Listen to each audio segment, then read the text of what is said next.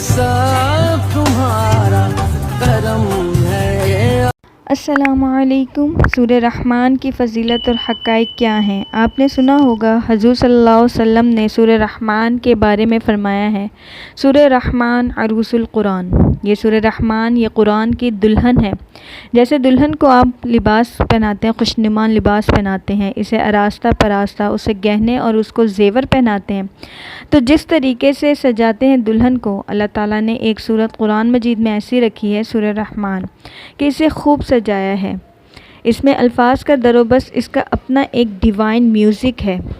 وہ تو اللہ تعالیٰ قرآن جو ہیں مصر کے قرآن، اللہ تعالیٰ ان پر رحمت نازل فرمائیں، ان کی خطاؤں کو درگزر کریں۔ جس طرح قرآن کے انفلوئنسز میوزک کو انہوں نے واضح کیا ہے، واقعہ یہ ہے کہ اگر یہ لوگ نہ ہوتے، شیخ عبد الباسط، محمد عبد الصمد، شیخ محمود خلیل خسری، یہ لوگ جنہوں نے قرآن کو اس طریقے سے تلاوت کیا، اس کے میوزک، یہ لفظ میوزک آپ حیران نہ ہوں، میوزک یہ لفظ آپ حیران نہ ہوں کہ شاید میں قرآن کی توہین کر رہی ہوں۔ یہ حضور صلی اللہ علیہ وسلم نے خود یہ لفظ استعمال کیا ہے، تغنو۔ اس قرآن کو اچھی سے اچھی خوشراہنی کے ساتھ پڑھو۔ من لم یتغن بالقرآن فلیس منا، جو قرآن کو بہتر سے بہتر انداز میں، اچھی سے اچھی آواز میں، خوشراہنی سے پڑھنے سے کوشش نہیں کرتا، وہ ہم میں سے نہیں۔ بلکہ ایک دفعہ حضور صلی اللہ علیہ وسلم رات کے وقت آپ گشت پر تھے، اپنے ساتھیوں کے حالات معلوم کرنے کے لیے حضرت ابو موسیٰ اشعری رضی اللہ تعالیٰ عنہ ایک صحابی ہیں، ان کے گھر کے پاس سے گزر ہوا۔ رات کو وہ تہجد پڑھ رہے تھے، کھڑے ہوئے کیف کے عالم میں قرآن کی تلاوت کر رہے۔ حضور کو بہت پسند آئی ان کی قرأت، کافی دیر تک وہاں کھڑے سنتے رہے۔ اب انہیں کیا پتہ کہ کون سن رہا ہے، بالکل اسی طرح سمجھ لیں۔ ایک بات یاد آئی، حضور صلی اللہ علیہ وسلم فرماتے ہیں کہ جس طرح کان لگا کر اللہ قرآن کو سنتا ہے، کسی چیز کو نہیں سنتا۔ ہمیں نظر نہیں آتا، ہمیں معلوم نہیں ہے، ہم قرآن پڑھ رہے ہیں تو ہمیں سننے والا کون ہے؟ سب سے زیادہ کان لگا کر خود اللہ سنتا ہے۔ یہاں اس لیے مجھے یہ یاد آیا، موسیٰ کو کیا پتہ کون سن رہا ہے، وہ اپنی کیفیت میں نماز میں تہجد میں قرآن کی تلاوت کر رہے تھے۔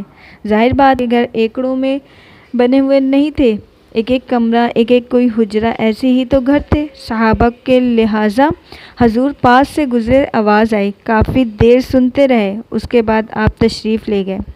صبح فجر میں ملاقات ہوئی تو حضور نے تحسین کے انداز میں فرمایا، یا ابو موسیٰ انک قد اوتیت مزمارا من مزار آل داؤد، تمہیں اور آل داؤد کے سازوں میں سے ایک ساز اللہ تعالیٰ نے عطا فرما دیا ہے، جس طرح کے داؤدی مشہور ہیں کہ جب وہ پچھلے پہر رات کو حمد کے ترانے الاپتے تھے، قرآن میں پرندے شامل ہو جاتے تھے، ساتھ پہاڑ وجد میں آ جاتے تھے، پہاڑ بھی ان کے ساتھ شریک ہوتے تھے، تو جس طرح کا اللہ نے انہیں لے عطا فرمایا تھا، حضور نے تحسین کے انداز میں فرمایا ہے ابو موسیٰ کو کہ اللہ تعالیٰ نے آل داؤد کے سازوں میں سے ایک ساز عطا فرمایا۔ بہرحال قرآن مجید کا جو یہ میوزک ہے، قرآن پاک کے الفاظ کا جو حسن ہے، جہاں تک حسن معنوی ہے وہ ہر حرف لفظ میں ہے، لیکن یہ حسن ظاہری، حسن صوتی، حسن لفظی یہ اپنے کلائمیکس میں نظر آئے گا سورہ رحمان میں۔ لیکن قرآن میں یہ سورہ اس اعتبار سے بھی ممتاز ہے، اس کی 4 آیات پر ذرا توجہ کریں گے، عجیب حقائق سامنے آئیں گے۔ جہاں یہ قرآن کے حسن صوتی، حسن لفظی کی معراج ہے، وہیں اس کی پہلی 4 آیات میں 4 چوٹی کی چیزوں کا ذکر ہے، سب سے اونچی چیزوں کا، یعنی کہ جو اونچی چیزیں ہیں ان کا ذکر ہے۔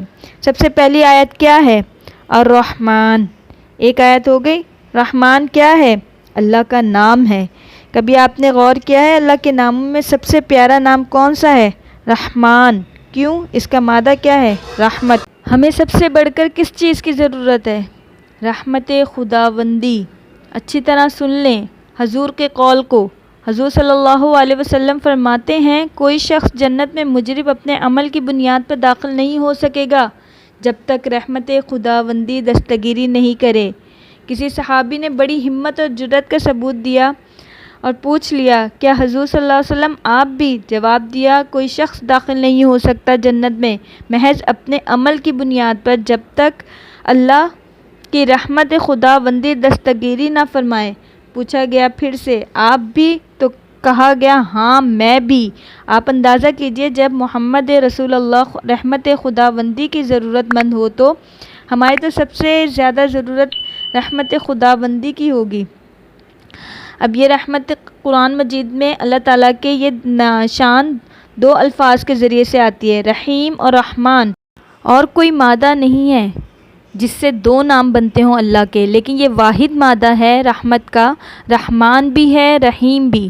رحیم صرف مشابہہ ہے، اور رحمت دائم ہو جائے گی، مستقل ہوگی تو رحیم کہیں گے، اور رحمان اس میں رحمت کی وہ شان ہے جیسے ٹھاٹے مارتا ہوا سمندر ہو، جام کی کیفیت، طوفانی کیفیت۔ رحمت خداوندی کا طوفانی جوش وہ ہے رحمان، جس کی رحمت جوش میں ہے، تو یہ اللہ تعالیٰ کے ناموں میں سب سے پیارا نام ہے۔ اب آگے چلیے، الرحمن پہلی آیت۔ دوسری آیت کیا آتی ہے؟ علم القرآن، رحمان نے قرآن سکھایا۔ رحمت خداوندی کا سب سے بڑا مذہب، رحمان کا، رحمانیت کا سب سے بڑا مذہب قرآن ہے۔ ان میں جو منطقی رت ہے اس کو سمجھتے جائیے۔